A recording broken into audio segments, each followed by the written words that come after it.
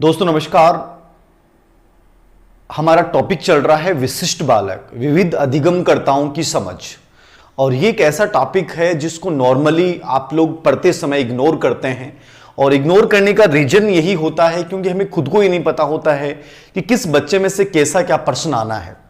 मैंने जब शुरुआत में चर्चा की थी, जब ब्लूप्रिंट की इसकी चर्चा की थी, मैंने बताया था कि यहां से 3 प्रश्न हमारे आने हैं और बहुत इजी सा पार्ट होता है, इतना कोई बड़ा लेंदी पार्ट नहीं होता है।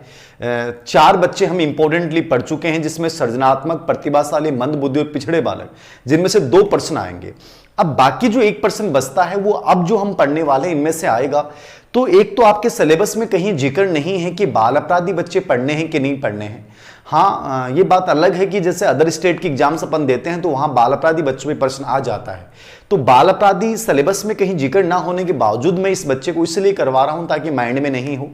एक आपके सिलेबस में लिखा हुआ है अलाभान्वित और वंचित बालक लिखा हुआ है, तो ये दोनों बच्चों के अपन इस वीडियो के माध्यम से पढ़ेंगे। बाल अपराधी बच्चे, समस्यात्मक बालक और अलाभान्वित वंचित बालक। इस वीडियो के माध्यम से अपन इन 3 बच्चों को कंप्लीट करेंगे और फिर इसके अंतिम वीडियो के रूप में अपन विकलांग बच्चों की चर्चा करेंगे, जिसको एक प्रकार से विशिष्ट दिव्यांग बालक बोला गया है। और फिर एक पार्ट अपन पढ़ेंगे लर्निंग डिसेबिलिटी, अधिगम की कठिनाइयां, जिसमें अधिगम अक्षम बालक भी आ जाएंगे और अधिगम की कठिनाइयां भी आ जाएंगी, जिसमें से डेफिनेटली एक प्रश्न आना है।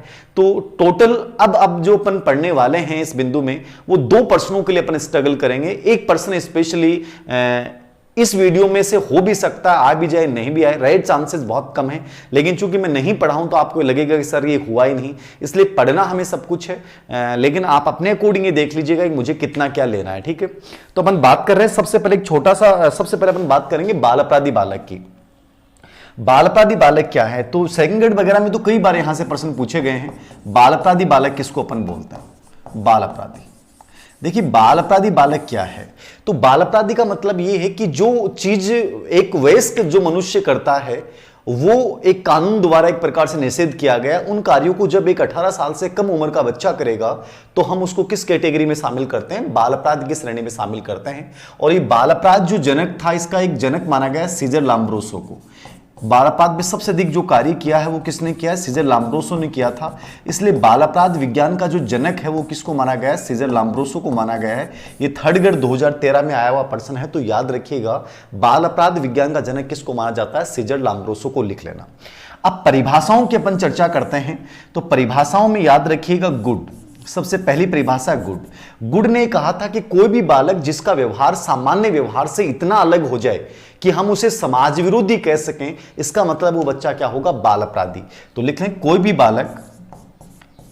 बालक जिसका व्यवहार, कोई भी बालक जिसका व्यवहार सामान्य व्यवहार से, कोई भी बालक जिसका व्यवहार सामान्य व्यवहार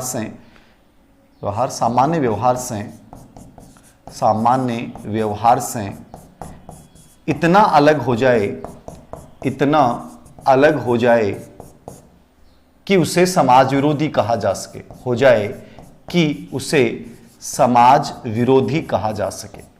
उसे क्या कहा जा सके? समाज विरोधी कहा जा सके। तो कोई भी बालक जिसका व्यवहार सामान्य व्यवहार से इतना डिफरेंट हो जाए कि हम उसे समाज विरोधी करार दे दें, इसका मतलब वो बच्चा क्या है? बाल अपराधी। इसका मतलब वो बच्चा क्या हो गया? बाल अपराधी। तो सीजर लाम्ब्रोसो ने बाल अपराध विज्ञान का इनको जनक माना जाता है। और गुड ने कहा था कि कोई भी बच्चा जिसका व्यवहार सामान्य व्यवहार से इतना डिफरेंट हो जाए कि हम उसे एक समाज विरोधी करार दे सकें, वो क्या है? बाल अपराधी। तो ये परिभाषा आप लिख सकते हैं, लिख लो। कोई भी बालक जिसका व्यवहार सामान्य व्यवहार से इतना अलग हो जाए कि हम उसे समाज विरोधी कह सकें, वह बच्चा क्या होगा? बाल अपराधी। तो ये परिभाषा लिख लीजिएगा, लिखो तो। कोई भी बालक जिसका व्यवहार सामान्य व्यवहार से इतना अलग हो जाए कि समाज विरोधी कहा जा सके, वो बच्चा क्या है? बाल अपराधी। दूसरी डेफिनेशन की हम चर्चा करें वेलेंटाइन के अनुसार। तो वेलेंटाइन ने कहा था, सिंपल सी परिभाषा दी थी कि कोई भी बच्चा जो कानून का उल्लंघन करता है, किसका उल्लंघन करता है? कानून का उल्लंघन करता है, वो क्या कहलाएगा? बाल अपराधी। छोटी सी डेफिनेशन लिख लो, कोई भी बालक जो कानून और नियमावली को तोड़ता है, जो कानून या नियमावली को तोड़ता है, वो क्या कहलाता है? बाल अपराधी। कोई भी बालक जो कानून या नियमावली को तोड़ता है वो है बच्चा क्या कहलाता है, बाल अपराधी। किसने कहा है, वैलेंटाइन ने कहा है। तो हल्की सी परिभाषा लिख लेना। तीसरी परिभाषा लिखना विलियम हीली।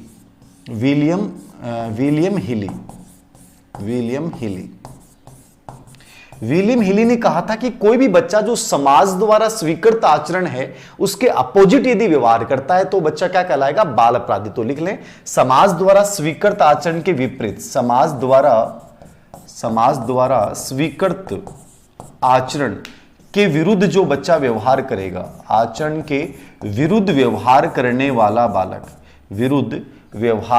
वाला बालक, समाज द्वारा स्वीकृत आचरण के विरुद्ध व्यवहार करने वाला बालक क्या कहलाएगा, बाल अपराधी। किसने कहा था, विलियम हीली ने।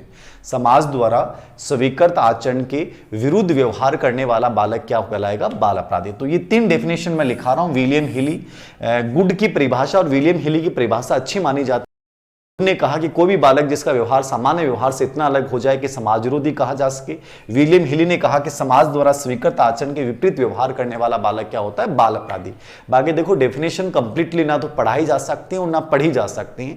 तो किताब में मैंने बहुत सारे डेफिनेशन डाली हैं। वो उद्देश्य होता है कि कोई चीज बचे नहीं, लेकिन आप स्पेशली इतना देख लेना बहुत है, क्योंकि क्लास का मतलब ये होता है कि हमें देखना पढ़ना कितना है, क्योंकि सब चीजें याद करने का कोई सेंस नहीं है। चूंकि ये सीधा सिलेबस में नहीं होता है, इसलिए मैं इस पर डिटेल में चर्चा नहीं करूंगा। ये तो होगी डेफिनेशन की बात। अब देखो एग्जाम पैटर्न की मैं चर्चा करूं कि बाल अपराधी बच्चे में से लगभग पर्सन पूछता है तो कैसा पूछता है। तो एग्जाम पैटर्न की यदि अपन चर्चा करते हैं तो नॉर्मली मैं आपको बता दूं, सिंपल सा पर्सन या तो आपसे पूछेगा कि बाल अपराधी बालक का कार्य क्या है, मतलब कोई भी कार्य दे देगा कि यह बाल अपराधी बालक का कार्य है कि नहीं है। एक तो यह प्रश्न पूछ सकता है। या बाल अपराधी बालक के जो कारण होते हैं वो बाल अपराधी बच्चे जन्मजात होते हैं कि अर्जित होते हैं, इसके कारण क्या होते हैं। और तीसरा, इनके उपचार का क्या तरीका है, उपचार की इनकी विधियां क्या है। इन 3 बिंदुओं पे अमूमन प्रश्न बनते हैं या पूछे गए हैं। कार्य क्या होते हैं, कारण क्या है और इन बच्चों का उपचार कैसे करेंगे। ठीक है, तो सबसे पहला बिंदु है इन बच्चों के टास्क क्या हैं, मतलब आप कैसे निर्धारित करोगे कि ये बच्चा बाल अपराधी है। तो आपको नॉर्मली तो ये रटने की आवश्यकता है ही नहीं, आप देखते ही पहचान जाओगे कि साहब ये बाल अपराधी बालक का कार्य, देखते ही पहचान जाओगे, कहीं आपको दिक्कत ही नहीं आएगी। फिर भी अपन चर्चा कर रहे हैं, लिख लो। कार्य में चोरी कर रहा है बच्चा, बाल अपराधी बालक है। नशा करने वाले बच्चे को भी बाल अपराधी बालक की श्रेणी में शामिल किया गया है। जुआ खेलना, यह प्रश्न आया हुआ है, जुआ खेलना सीटेट में कि एक बच्चा जुआ खेलता है वह बालक है, बाल अपराधी है। हत्या करना, यौन अपराध करना, कोई गाली गलौज कर रहा है, शारीरिक अंगों का प्रदर्शन कर रहा है, कोई शारीरिक गलत अंगों का चित्रण कर रहा है, किसी विपरीत लिंग के व्यक्ति को वो मतलब उकसाने की कोशिश कर रहा है, तो यौन अपराध कर रहा है वो। नशा कर रहा है, जुआ खेल रहा है, हत्या कर रहा है, ठगी कर रहा है, ठगी बेईमानी करना, लूट लिया बिस्किट बिस्किट खिला के, ठीक है, ठगी करना। चुनौती देना, चैलेंज कर रहा है, ठीक है, चुनौती देना, ये भी बाल अपराधी बालक का कार्य। चुनौती देना, ठगी करना, यौन अपराध, हत्या, जुआ खेलना, नशा, चोरी। सार्वजनिक संपत्ति को नुकसान पहुंचाना, ये एग्जाम में आया हुआ है, सार्वजनिक संपत्ति को नुकसान पहुंचाना। कोई भी सार्वजनिक संपत्ति को बच्चा नुकसान पहुंचाता है तो वो बच्चा क्या कहलाएगा, बाल अपराधी। सार्वजनिक संपत्ति को नुकसान पहुंचाने वाला एग्जाम में आया हुआ प्रश्न याद रखना, ठीक है। जुआ खेलना हो गया, नशा करना हो गया, हत्या करना हो गया, यौन अपराध करना हो गया, ठगी चुनौती देना हो गया। भगोड़ेपन को भी माना गया है कि भगोड़ेपन की जो प्रवृत्ति है वो भी एक प्रकार से बाल अपराधी बालक की विशेषता है, तो भगोड़ेपन की प्रवृत्ति है, ठीक है। तो ये सब नेगेटिव व्यवहार जो भी बच्चा करता है, बिना टिकट यात्रा करता है, ठीक है ना, ये तो लगभग लोगों ने किया होगा, आप लोगों ने भी बिना टिकट यात्रा करना, मतलब इनमें से बहुत सारे कार्य आप लोगों ने किए हैं। आप मान के चलिएगा कि आप में से बहुत से बच्चे बाल अपराधी बालक के कार्य उन्होंने किए हैं, ठीक है। तो बिना टिकट यात्रा वाला तो जरूर आप लोगों ने किया होगा, याद रखना, ठीक है। चोरी करना, नशा करना, जुआ खेलना, हत्या करना, यौन अपराध करना, ठगी, चुनौती देना मतलब हमारे घर वाले हमारे घर की तरफ आ जाना, देख लूंगा तेरे को, ये होता है चैलेंज करना, ठीक है। और सार्वजनिक संपत्ति को नुकसान पहुंचाना, ये बहुत बार आया हुआ, भगोड़ापन और बिना टिकट यात्रा करना। तो ये प्रमुख कार्य हैं, एक बार इनको लिख लो आप, एक बार लिख लें इनको कि इनके कार्य क्या हैं। मतलब कार्यों पे अमूमन प्रश्न पूछ लेता है, तो ये आपको देख के जाना है, ये आपको देख के जाना है कि बाल अपराधी बालक के कार्य क्या होता है, बाल अपराधी बालक के कार्य क्या होता है, ठीक है। तो ये एक बार देख लेना, हल्का सा देख लेना, बाकी रटने की आवश्यकता नहीं है। आप अपने माइंड में आप बिना देखे भी जाओगे तो भी पहचान जाओगे। नेगेटिव व्यवहार कर रहा है, समाज विरोधी व्यवहार कर रहा है, वो बच्चा क्या होता है? बाल अपराधी बच्चा होता है। अब ऐसे बच्चों की विशेषताएं क्या होती हैं, मतलब कैसे होते हैं बच्चे देखने में? नॉर्मली आप लोगों की तरह होते हैं या कैसे होते हैं? तो इन बच्चों की विशेषताएं क्या होती हैं? तो विशेषताओं की यदि अपन चर्चा करें तो एक तो ये याद रखना, एक शारीरिक रूप से हष्टपुष्ट बच्चे होते हैं। शारीरिक रूप से क्या होते हैं बच्चे? हष्टपुष्ट होते हैं, शारीरिक रूप से हष्टपुष्ट होते हैं, ठीक है ना? शारीरिक रूप से हष्टपुष्ट माना गया है। इसलिए सेल्डन ने मेसोमार्फी व्यक्तित्व को, सेल्डन जिन्होंने अपने व्यक्तित्व वर्गीकरण किया था, उन्होंने कहा था कि जो मेसोमार्फी व्यक्तित्व होते हैं ना, बीच वाले, ठीक है, ये ज्यादा बाल अपराधी बनते हैं। किसने माना था? सेल्डन ने माना था। तो शारीरिक रूप से हष्टपुष्ट होते हैं। तो एक इनका अध्ययन में मन नहीं लगता, मतलब पढ़ाई से इनको कोई ज्यादा संबंध नहीं होता, तो इनका अध्ययन में मन नहीं लगता, अध्ययन में इनका मन नहीं लगता, पढ़ाई से ज्यादा ये संबंध नहीं रखते हैं। तीसरा, ये बहिर्मुखी स्वभाव के होते हैं, बातें बड़ी चिकनी चुपड़ी करते हैं, एकदम ऐसा लगता है घुमा घुमा के, ठीक है, और लगता है बहुत अच्छा आदमी, बाद में पता चलेगा कुछ ले जाने के बाद कि बिस्किट खिला के ले गया, लूट के ले गया। तो बातें बड़ी चिकनी चुपड़ी करते हैं। साहसी होते हैं, डर नहीं लगता, भरी बस में से आपके पर्स निकाल लिया तो ये साहसी तो है, पता है कि पता चल गया तो अगला कितनी धुलाई करेगा, लेकिन फिर भी निकाल लेते हैं, ठीक है। आक्रमणकारी स्वभाव के होते हैं, डर नहीं लगता, आक्रमणकारी, तोड़फोड़ कर देते हैं, आक्रमणकारी स्वभाव के होते हैं, ठीक है। तो बहिर्मुखी, साहसी, आक्रमणकारी, अध्ययन में मन नहीं लगता। 4 नंबर, समाज विरोधी कार्यों की प्रवृत्ति पाई जाती है, समाज विरोधी कार्यों की प्रवृत्ति पाई जाती है। तो समाज विरोधी कार्य करेंगे, ये समाज विरोधी कार्य हैं जो हमने गिनाए हैं, सबके सब नेगेटिव व्यवहार है ये, ठीक है। तो अध्ययन में मन नहीं लगता, बहिर्मुखी होते हैं, साहसी होते हैं, आक्रमणकारी स्वभाव के होते हैं, समाज विरोधी कार्यों, गलत कार्य, मतलब समाज के विपरीत आचरण ये लोग करते हैं, शारीरिक रूप से हष्टपुष्ट होते हैं। इसके अलावा वर्तमान के आनंद में विश्वास, भविष्य की चिंता नहीं। वर्तमान के आनंद में विश्वास, वर्तमान के आनंद में क्या करते हैं? विश्वास, कि आज को जी लो अपने, तो कल किसने देखा है, खाओ पियो मौज करो, कल देखा जाएगा क्या होगा, आज को जीना जरूरी है। हो सकता है भविष्य में जेल में जाना पड़े, कोई बात नहीं है, लेकिन वर्तमान प्रेजेंटली इनको अच्छा जीना है। वर्तमान के आनंद में विश्वास, भविष्य की चिंता नहीं। समस्याओं को उचित विधि से हल नहीं करते हैं, समस्याओं को उचित विधि से हल नहीं करते हैं, उचित विधि से हल नहीं करते हैं, ठीक है। कि भाई एक तो तरीका ये हो कि समस्या को उचित विधि से हल ये करेंगे, भाई पैसों की जरूरत है तो मेहनत करें, लेकिन ये क्या करेंगे? चोरी करेंगे, गलत तरीके से उनको हासिल करने की कोशिश करेंगे। तो इनकी आयु लगभग 18 वर्ष से कम होती है, इनके 18 वर्ष से कम होती है आयु लगभग, ठीक है। बुद्धि लब्धि भी ज्यादा कोई इनकी अच्छी नहीं मानी जाती, बाकी अधिक बुद्धि लब्धि का व्यक्ति बाल अपराधी हो सकता है, लेकिन नॉर्मली जो अध्ययन किए गए हैं 50-70 के आसपास के बच्चों की बुद्धि लब्धि जो है बाल अपराधी बालक में ज्यादा पाई गई है, याद रखना, ठीक है। तो ये इनकी स्पेशली कुछ विशेषताएं हैं जो आपको जहन में रखना है। बाकी पर्सन यहां से कम पूछा गया है विशेषताओं के ऊपर, लेकिन फिर भी आप याद रखिएगा, ठीक है। तो कार्य जरूर, टास्क जो भी गलत कार्य करता है मतलब वो बाल अपराधी बालक है। अब बात यहां बनती है कि साहब बाल अपराधी बालक के कारण क्या है? ये बच्चे जन्मजात होते हैं कि अर्जित होते हैं? तो ये दोनों चीजें हैं, ये बालक जन्मजात भी हो सकते हैं और ये बालक अर्जित भी हो सकते हैं।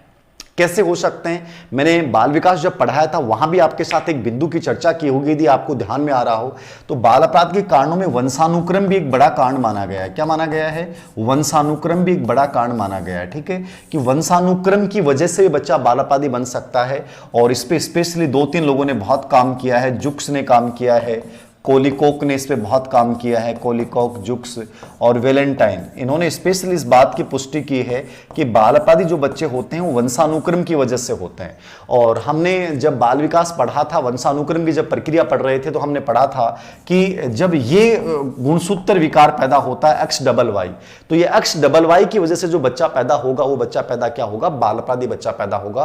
तो वंशानुक्रम भी कहीं ना कहीं बाल अपराध के लिए जिम्मेदार है। और इस बात पे सबसे अधिक कार्य किसने किया? जुक्स ने किया है, कोलिकोक ने किया और वेलेंटाइन ने किया है। तो हल्का सा लिखना चाहें तो लिख लें, वंशानुक्रम बाल अपराध का एक कारण हो सकता है। यानी XYY जो गुणसूत्र से बच्चा पैदा होता है, XYY गुणसूत्र से जो बच्चा पैदा होता है विकारों की वजह से, वो बच्चा बाल अपराधी बन जाता है। जुक्स, कोलिकोक और वेलेंटाइन ने इस पे स्पेशली कार्य किया है, ठीक है। इसके अलावा शारीरिक दोष या संरचना, फिजिकल डिफिशियंसी, शारीरिक दोष और संरचना भी इसके लिए जिम्मेदार है। और इस पे सबसे अधिक कार्य किया था लोम्बार्सो ने, ठीक है ना। लोम्बार्सो ने इस पे बहुत ज्यादा कार्य किया है। लोम्बार्सो ने इस पे सबसे अधिक कार्य किया है कि फिजिकल स्ट्रक्चर जो होता है, आपकी संरचना जो होती है, आपकी शारीरिक रोग जो है वो आपको बारापादी बना देते हैं। क्यों बना देते हैं? क्योंकि समाज ऐसे लोगों के साथ गलत बिहेव करता है। आपने देखा होगा अमूमन हम लोगों के नाम ही ऐसे निकाल देते हैं, लंगड़ियों, काणियों, आंधियों, मतलब इनके नाम अपन जो विकलांग बच्चा बेचारा उसको उस नाम से पुकारते हैं। कितनी गंदी सोच होती है हमारी। समाज, विकलांगता समाज द्वारा निर्मित है। एनसीएफ 2005 ये कहता है विकलांगता समाज द्वारा निर्मित है। हम लोग ऐसे लोगों को एहसास करवाते हैं कि तुम्हारे शरीर में कोई ना कोई कमी है, और फिर ऐसे लोग कुंठित होते हैं और कुंठित होने के बाद वो गलत दिशा में कार्य करते हैं। इसलिए याद रखना कि जो शारीरिक रूप से अपंग बच्चे हैं उनके ज्यादा चांसेस होते हैं कि वो बाल अपराधी कार्य करें, क्योंकि हम अपने व्यवहार से उनको ऐसा करने के लिए मजबूर करते हैं। याद रखना। तो शारीरिक दोष या संरचना एक बड़ा रीजन हो सकता है। तो वंशानुक्रम हो गया, शारीरिक दोष, संरचना हो गया। तीसरा पारिवारिक वातावरण। पारिवारिक वातावरण कैसे?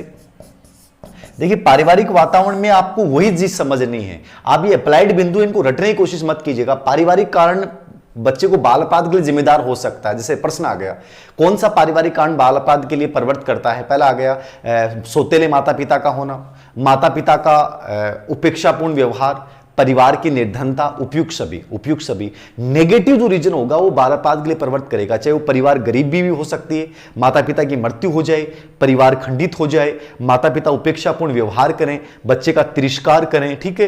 तो इस वजह से बच्चा जो है उसकी आवश्यकताओं की पूर्ति नहीं हो, इस वजह से बच्चा बाल अपराधी बन सकता है। तो पारिवारिक वातावरण भी जिम्मेदार है। अब मैं यहां लिखा नहीं रहा हूं आपको, सब नेगेटिव कारण आ गए। चाहे वो माता पिता की मृत्यु हो सकती है, सौतेले माता पिता हो सकते हैं, उपेक्षापूर्ण व्यवहार हो सकता है, आवश्यकताओं की पूर्ति नहीं होना हो सकता है, परिवार का बहुत बड़ा आकार हो सकता है। तो ये सब रीजंस कहीं ना कहीं बाल अपराध के कारण हो सकते हैं। ऐसे ही सामाजिक वातावरण, समाज का वातावरण भी हो सकता है।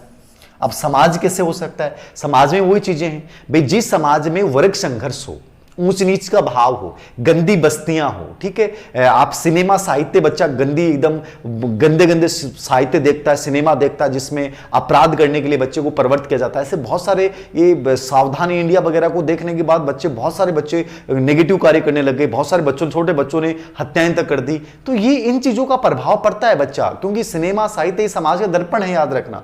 तो गंदी बस्तियों में बच्चा रहेगा तो वहां बच्चा गलत कार्य सीखेगा। तो पड़ोसी कैसे हैं, समाज में वर्ग संघर्ष, ऊंच नीच की भावना है, दूषित सिनेमा व साहित्य है, उनकी वजह से बच्चा बाल अपराधी बन सकता है। तो समाज भी कहीं ना कहीं जिम्मेदार है। ऐसे ही विद्यालय का वातावरण, स्कूल भी बच्चे को बाल अपराध के लिए जिम्मेदार बना सकता है। कैसे बना सकता है? स्कूल में भी वही चीजें हैं। कई बच्चे व्यक्तिगत, वेल्स ने अध्ययन किया था और वेल्स ने कहा था कि व्यक्तिगत रूप से स्कूल जो होते हैं वो बच्चे को बाल अपराध के लिए करते हैं। जैसे मेडिनेस जॉनसन ने कहा था कि टेलीविजन बच्चे को बाल अपराध, मेडिनेस जॉनसन ने क्या कहा कि टेलीविजन बच्चे को बाल अपराधी बनाता है। जैसे होजर ने कहा कि जो चलचित्र होता है, सिनेमा होता है, वो बच्चे को बाल अपराधी बनाता है। कुपुस्वामी ने कहा कि निर्धनता बच्चे को बाल अपराधी बनाती है। तो ये सबके व्यक्तिगत मत हैं। तो पारिवारिक विद्यालय में भी ये चीजें हैं कि एक टीचर है और बड़ा खड़ूस टाइप का है, बच्चे को हर बात में मारता है, तो उस बच्चे में हीनता की भावना आ सकती है। वो स्कूल आना बंद कर देगा और गलत कार्य कर सकता है। ठीक है। कठोर अनुशासन बच्चे को अच्छा नहीं बनाएगा, बेकार ही बनाएगा। कठोर अनुशासन बच्चे को बाल अपराध के लिए प्रवृत्त कर सकता है। विद्यालय में पढ़ाने वाले टीचरों का बिहेवियर, विद्यालय में होने वाले झगड़े, ठीक है, विद्यालय में पाठ्यक्रम में गतिविधियों का नहीं होना, ठीक है, नेगेटिव वातावरण होना, कुंठित वातावरण होना, इसकी वजह से बच्चा बाल अपराधी बन सकता है। तो विद्यालय भी कहीं ना कहीं बच्चे को बाल अपराध के लिए प्रवृत्त कर सकता है। तो ये सब रीजन है, चाहे वो पारिवारिक वातावरण की बात करें, चाहे सामाजिक वातावरण की बात करें, चाहे विद्यालय वातावरण की बात करें, आप इनको अपने ऊपर लेके समझना है। इन चीजों को रटने की आवश्यकता नहीं है कि आप इनको रटना शुरू कर दो। ये नॉर्मल बिंदु, अप्लाइड बिंदु है कि कौन सा विद्यालय संबंधी कारण बच्चे के बाल अपराध के लिए जिम्मेदार नहीं है। तो वहां ऑप्शन में आ गया शिक्षकों का कठोर व्यवहार, कठोर अनुशासन, पाठ्यक्रम में गतिविधियों का नहीं होना, विद्यालय का जनतांत्रिक वातावरण। तो ए ऑप्शन, विद्यालय का जनतांत्रिक वातावरण बाल अपराध के लिए प्रवृत्त नहीं करेगा, बाकी तीनों करते हैं। तो इस प्रकार से कोई भी प्रश्न बना देगा, याद रखना। ठीक है। तो ये हो गया वंशानुक्रम, शारीरिक दोष या संरचना, पारिवारिक कारण हो सकते हैं, सामाजिक कारण हो सकते हैं, विद्यालय संबंधी कारण हो सकते हैं। ऐसे ही मनोवैज्ञानिक कारण, साइकोलॉजिकल फैक्टर भी बच्चे को बाल अपराधी बना सकते हैं। मनोवैज्ञानिक कारण भी बच्चे को क्या बना सकते हैं? बाल अपराधी। अब मनोवैज्ञानिक कारण कौन से होते हैं, साइकोलॉजिकल फैक्टर कौन से हो सकते हैं? तो साइकोलॉजिकल फैक्टर का मतलब है आपकी अधूरी इच्छा है, कोई अधूरी इच्छा आपको गलत कार्य करने के लिए प्रेरित कर सकती है। यदि बच्चा संवेगात्मक रूप से अस्थिर है तो वो बच्चा भी बाल अपराधी बन सकता है। तो इसमें मनोवैज्ञानिक कारणों में एक तो निम्न बुद्धि लब्धि आ सकती है। क्या आ सकती है? निम्न बुद्धि लब्धि, आईक्यू लेवल का कम होना। दूसरा, संवेगात्मक असंतुलन आ सकता है। इमोशनली जो बच्चे डिस्टर्ब होते हैं वो बच्चे ऐसे कार्य जल्दी करते हैं। संवेगात्मक असंतुलन भी एक रीजन है। तीसरा, अवरुद्ध इच्छा, आपकी अधूरी इच्छा है कोई, क्या है? अवरुद्ध इच्छा है। ठीक है, तो अवरुद्ध इच्छा भी आपको गलत दिशा में प्रवृत्त कर सकती है। तो ये मनोवैज्ञानिक कारण है, निम्न बुद्धि लब्धि का होना, संवेगात्मक असंतुलन का होना, ठीक है, और अधूरी इच्छाओं का होना। कोई अधूरी इच्छा है और वो पूरी नहीं हुई तो बच्चा उसको पूरी करने के लिए कोई गलत कार्य भी कर सकता है। तो ये सब रीजंस हैं। तो सिंपली बात याद रखना है कि बाल अपराधी बच्चा जन्मजात भी हो सकता है, अर्जित भी हो सकता है। उसको बाल अपराधी कारणों में वंशानुक्रम भी एक जिम्मेदार है, शारीरिक दोष या रोग भी जिम्मेदार हैं। ठीक है, परिवार का वातावरण, विद्यालय का वातावरण, समाज का वातावरण और मनोवैज्ञानिक कारण, इन सब कारणों से लेकर बच्चा एक बाल अपराधी बन जाता है, याद रखना। ठीक है, तो ये नॉर्मली माइंड में रखना। अब प्रश्न यहां से आपसे पूछेगा कि बाल अपराधी बच्चों का उपचार अपन कैसे करेंगे, इन बच्चों के उपचार की विधियां क्या हैं।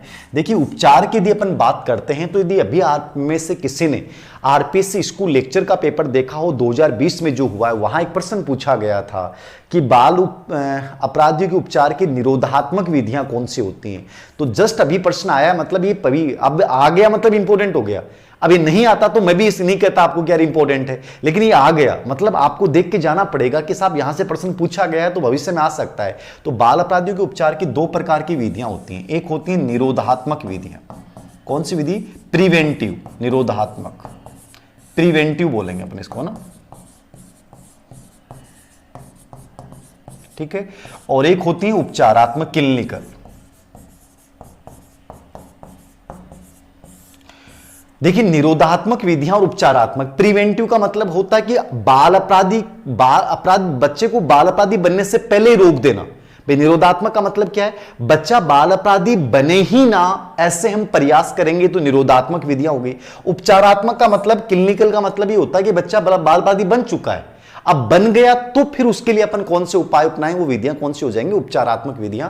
तो निरोधात्मक विधियों में तो अपन क्या करते हैं, बच्चे को बाल अपराधी बनने से पहले ही रोकने का कोशिश करेंगे। और उपचारात्मक अपन क्या प्रयास करेंगे कि बच्चे को एक प्रकार से अपन बाल अपराधी बनाए ही नहीं, एक प्रकार से उपचारात्मक उसका पहले ही उसका क्लिनिकल कर दें, उसका उपचार अपन लोग कर दें। तो ये दोनों तरीके अपने इसमें उपाय हो सकते हैं, निरोधात्मक, प्रिवेंटिव और उपचारात्मक। देखिएगा, निरोधात्मक, प्रिवेंटिव, उपचारात्मक विधियां क्या। तो निरोधात्मक विधियां क्या, इनको समझिएगा। निरोधात्मक, तो निरोधात्मक बहुत सिंपल सा तरीका है, कुछ भी नहीं लिखने की जरूरत है आपको। निरोधात्मक का मतलब तो ये समझ लो कि बच्चे को बाल अपराधी बनने से पहले रोकना। लिख लो थोड़ा सा, बच्चे को बाल अपराधी बनने से पहले ही रोकना। इसका मतलब क्या है, लिख लो, निरोधात्मक के जस्ट आगे लिख लो, बच्चे को बाल अपराधी बनने से पहले ही रोकना।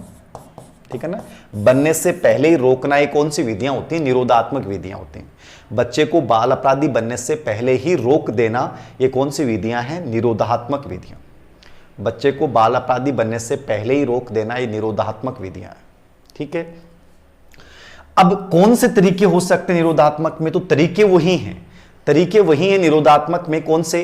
जैसे मैंने आपको कारण बताए, तो इसमें कौन से तरीके अपनाएंगे अपन? माता पिता का अच्छा व्यवहार होना चाहिए, विद्यालय का अच्छा अनुशासन, विद्यालय का अच्छा वातावरण होना चाहिए, समाज का अच्छा वातावरण होना चाहिए, माता पिता बच्चे की आवश्यकताओं की पूर्ति करें, मतलब पॉजिटिव जो व्यवहार करेंगे वो निरोधात्मक विधियां हैं। तो लिखो, तो इसके आगे थोड़ा सा लिख लो आप।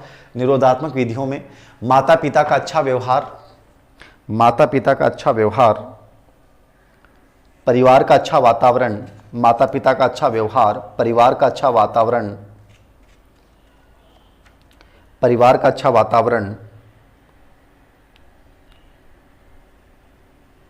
माता पिता का अच्छा व्यवहार, परिवार का अच्छा वातावरण, आवश्यकताओं की पूर्ति,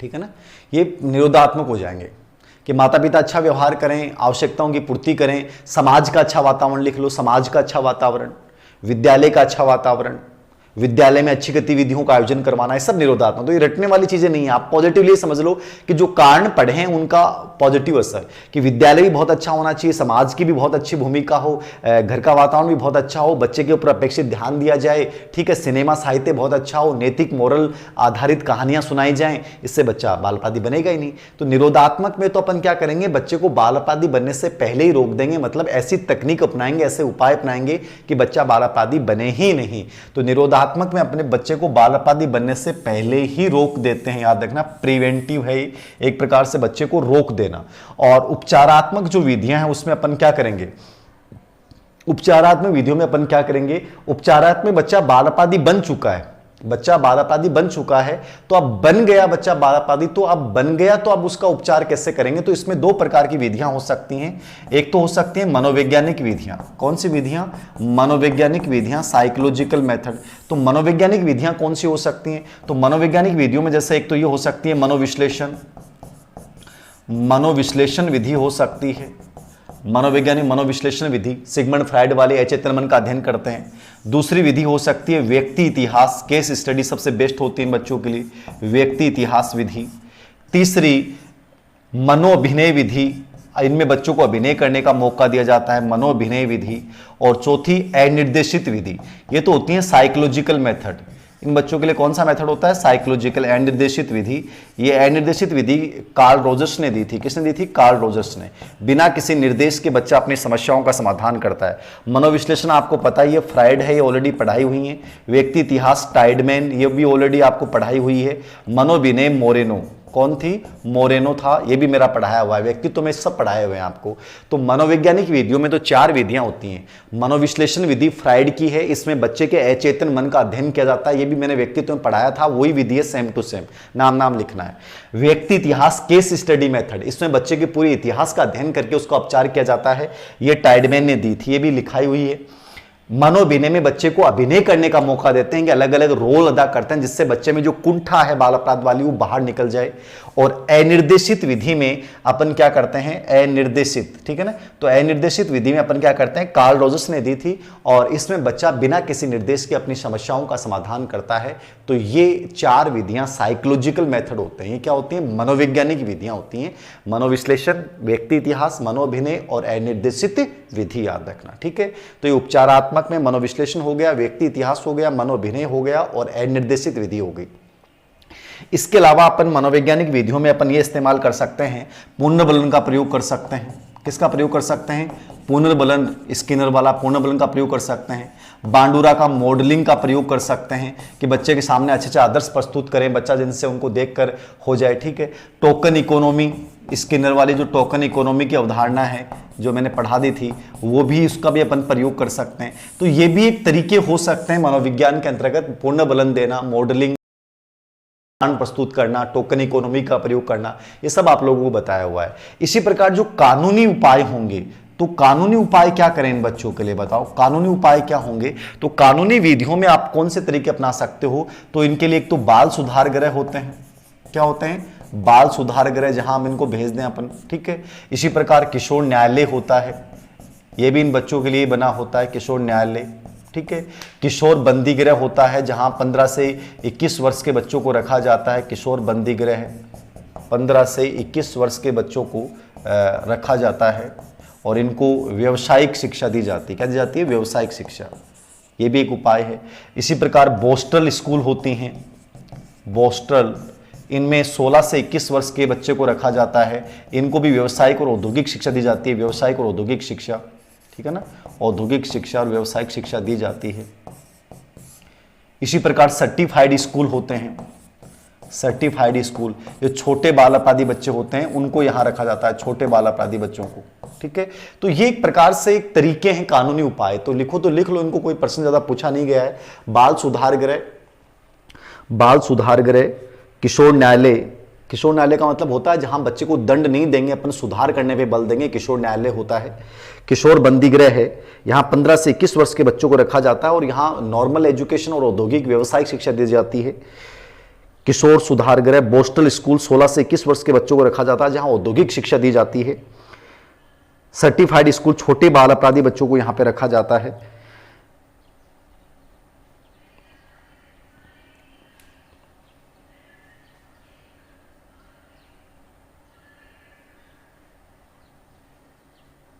याद रखना।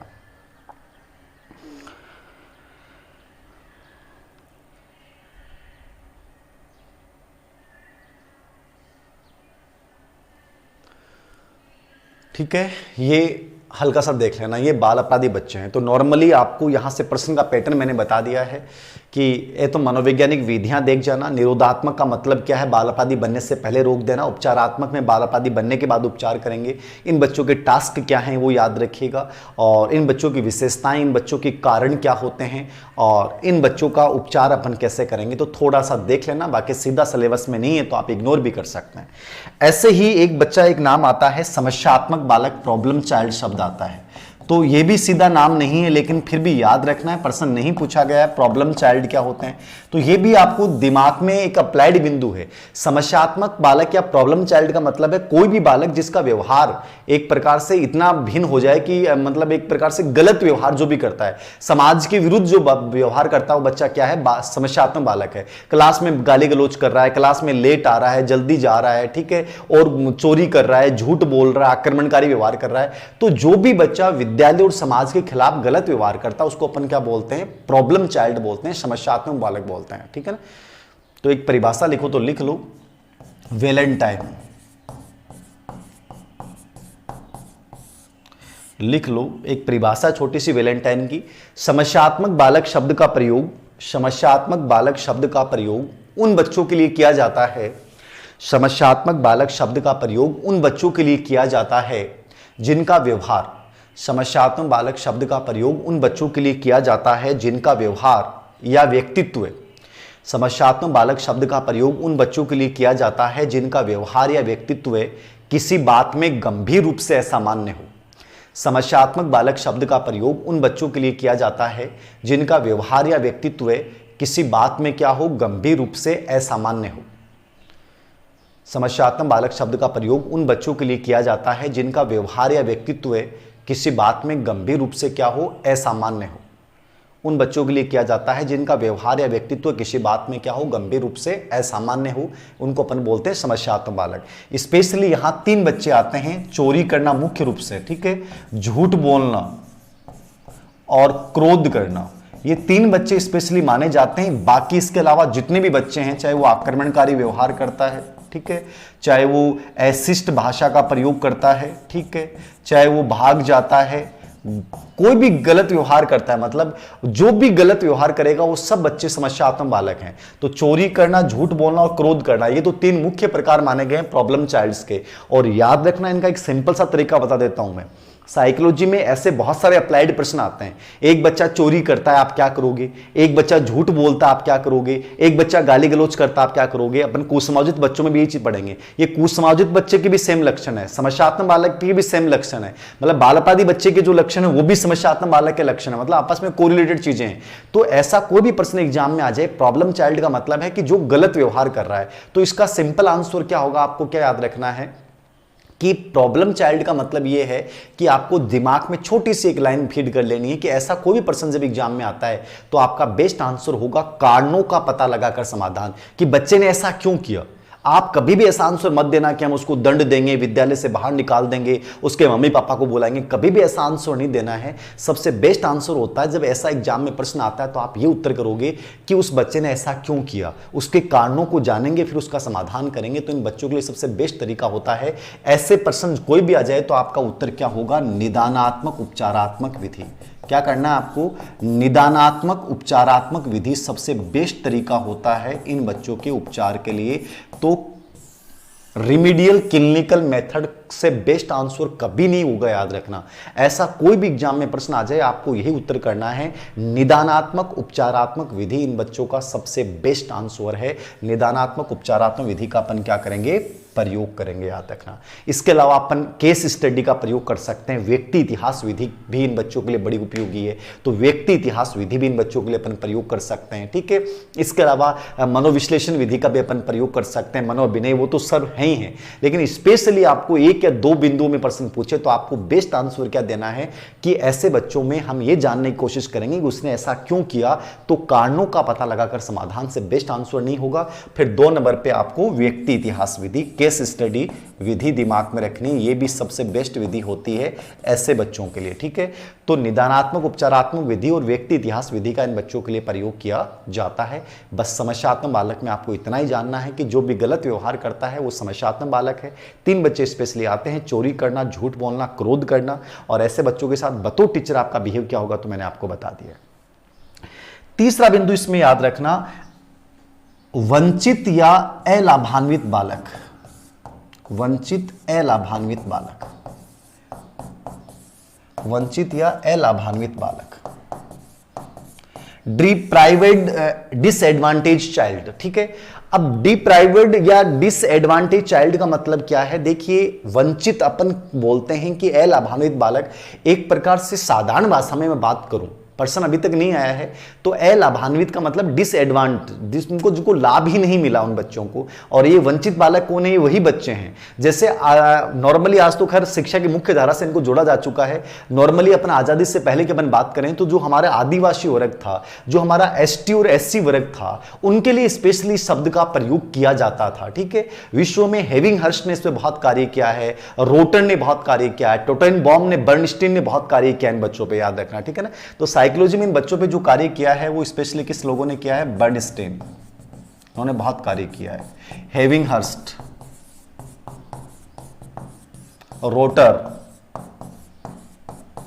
ठीक है ना, इन लोगों ने बहुत ज्यादा कार्य किया है इन बच्चों के ऊपर कि ये बच्चे होते क्या हैं। तो स्पेशली भारत की पृष्ठभूमि में इन बच्चों की मैं बात करूं तो वंचित अलाभान्वित का मतलब है वे बच्चे जो सामाजिक, आर्थिक और शैक्षणिक दृष्टि से, किस दृष्टि से, सामाजिक दृष्टि से भी, आर्थिक दृष्टि से भी, सांस्कृतिक और शैक्षणिक दृष्टिकोण से भी बड़े पिछड़े होते हैं, उन बच्चों को अपन क्या बोलते हैं, वंचित या अलाभान्वित बालक। तो लिखो थोड़ा सा इनके बारे में, प्रश्न नहीं आया फिर भी आपको लिखना है। लिखो, वे बालक जो सामाजिक, आर्थिक, शैक्षिक, वे बालक जो सामाजिक, आर्थिक, शैक्षिक व सांस्कृतिक दृष्टिकोण से, सामाजिक, आर्थिक, सांस्कृतिक, सामाजिक, आर्थिक, सांस्कृतिक व शैक्षिक दृष्टिकोण से, सामाजिक, आर्थिक, सांस्कृतिक व शैक्षिक दृष्टिकोण से, सामाजिक, आर्थिक, सांस्कृतिक व शैक्षिक दृष्टिकोण से पिछड़े होते हैं,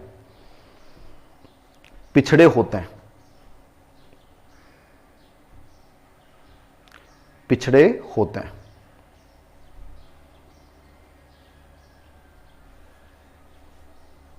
ये क्या होते हैं, वंचित या अलाभान्वित बालक। तो ये इनका शाब्दिक अर्थ है, वे बच्चे जो सामाजिक, आर्थिक और शैक्षणिक दृष्टिकोण से पिछड़े होते हैं उनको अपन वंचित या अलाभान्वित बालक बोलेंगे। बर्नस्टीन, ये लिख लिया होगा आपने, हेविंगहर्स्ट और रोटर ने, भारत में बीबी ट्रेजेडी वगैरह ने भी इस पे कार्य किया है, लेकिन ये नहीं पूछता है। आप नॉर्मली इतना याद रखना कि वंचित या अलाभान्वित बालक का मतलब क्या होता है। ये वास्तव में एक प्रकार से मैंने कहा ना कि वो आदिवासी बच्चे हैं, एसटी एससी वाले बच्चे हैं, स्पेशली इनको वंचित या अलाभान्वित बालक में शामिल किया जाता है।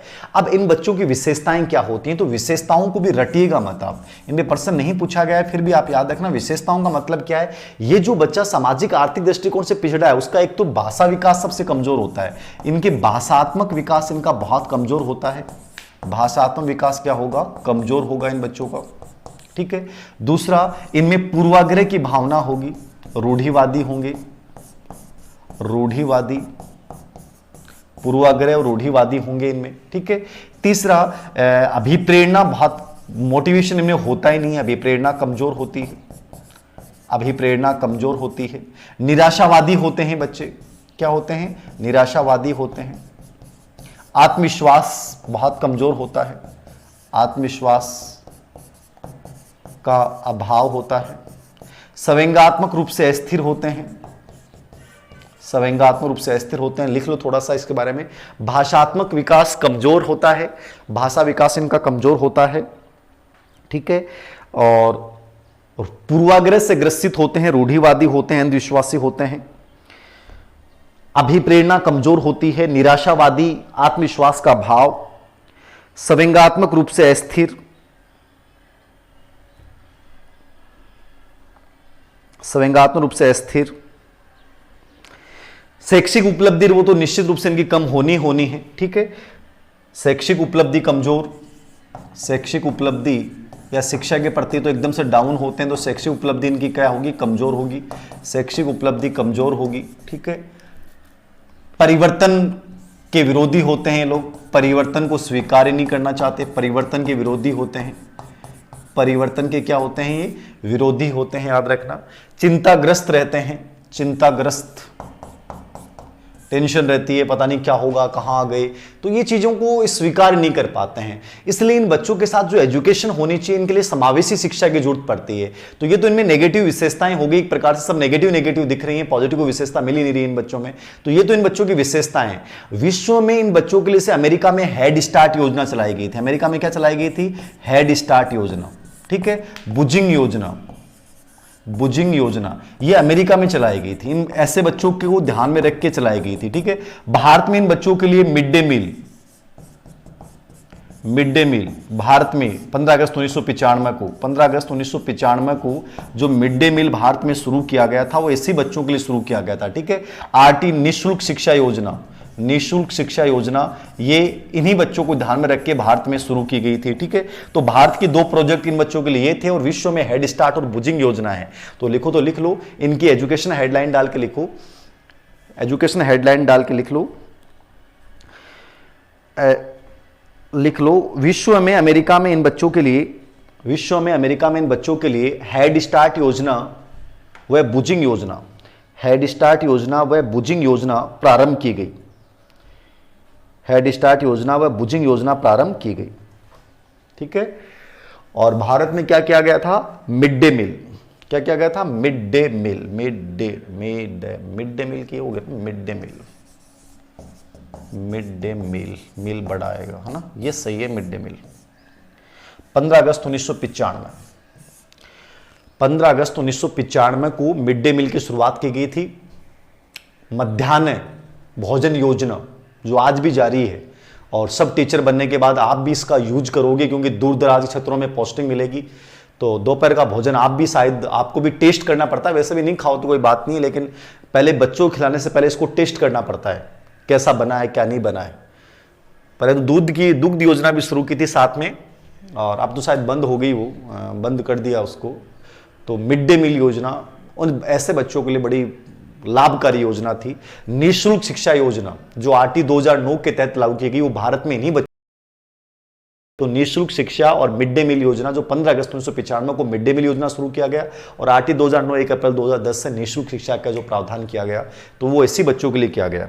इसके अलावा ऐसे बच्चों के साथ एजुकेशन में क्या होनी चाहिए, समावेशी शिक्षा, समावेशी शिक्षा का इन बच्चों के लिए प्रावधान किया जाए कि बिना भेदभाव के इनको शिक्षा के समान अवसर मिले। ठीक है, इनके साथ एकदम से सकारात्मक व्यवहार होना चाहिए।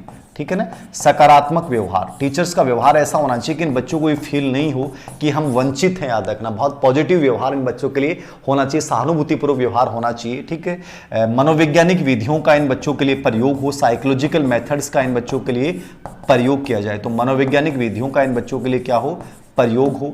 इनके लिए व्यावसायिक और औद्योगिक शिक्षा भी इनको दी जाए, व्यावसायिक शिक्षा। ठीक है, व्यावसायिक शिक्षा, मूल्यों की शिक्षा, व्यावसायिक शिक्षा व मूल्यों की शिक्षा दी जाए इन बच्चों को। तो ये इनके एजुकेशन में प्रावधान किया जाना चाहिए। समावेशी शिक्षा है, सकारात्मक व्यवहार, पॉजिटिव, मतलब जो पिछड़े बालक के साथ अपन एजुकेशन सिस्टम यूज करेंगे, वो एजुकेशन सिस्टम इनके साथ भी फॉलो करेंगे। जो पिछड़े बालक का एजुकेशन सिस्टम मैंने लिखाया था, वो सेम एजुकेशन सिस्टम इनके लिए भी फॉलो करेंगे। समावेशी शिक्षा, व्यावसायिक शिक्षा, समावेशी अपन आगे चर्चा भी करेंगे, बिना किसी भेदभाव के शिक्षा के समान अवसर उपलब्ध करवाना। ठीक है, और मिड डे मील और निःशुल्क शिक्षा योजना भारत की प्रमुख योजना इन्हीं बच्चों को ध्यान में रख के चलाई गई हैं। और विश्व में बुजिंग योजना और हेड स्टार्ट योजना जो अमेरिका में चलाई गई थी। कहने का मतलब है कि प्रश्न नहीं पूछा गया, लेकिन यदि प्रश्न आता भी है तो भी ऐसा प्रश्न आता है जो नॉर्मली एक अप्लाइड बेस्ड प्रश्न होता है कि अलाभान्वित वंचित बालकों को पढ़ाने के लिए बतौर टीचर आप क्या करोगे। तो आपको एक सकारात्मक उत्तर देना है, कहीं भी नेगेटिव आंसर नहीं होना चाहिए। और अब तक आपके माइंड में ऐसी इमेज बन चुकी होगी कि इन बच्चों के लिए अपना एजुकेशन में क्या करेंगे। तो बी पॉजिटिव आंसर इन बच्चों के लिए होगा। तो ये 3 बच्चे हमने यहाँ शॉर्ट में चर्चा की है। प्रश्न तीनों पे ही बहुत रेयर चांस में आता है, लेकिन फिर भी हमें पढ़ के जाना है। Thank you very much.